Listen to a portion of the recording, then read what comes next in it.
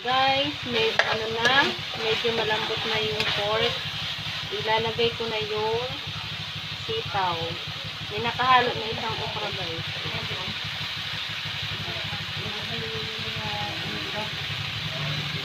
Isa ko lang yun. Pagkatapos, ilalagyan ko sa uli ng toyo.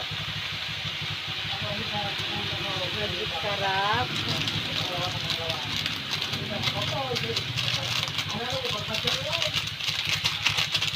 At yung sili,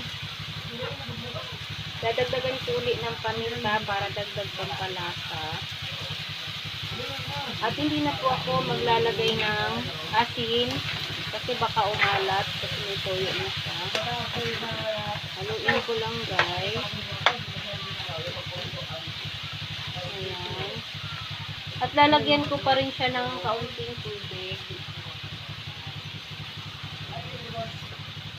Lalagyan ko pa rin siya ng kaunting tubig para may sabaw yung adobo natin. Ayan. At pagkatapos, tatakpan ko ulit para maluto naman yung gulay na sitaw.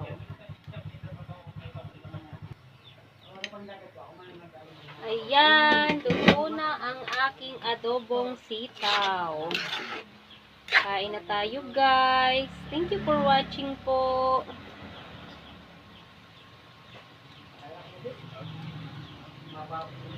Magbayaran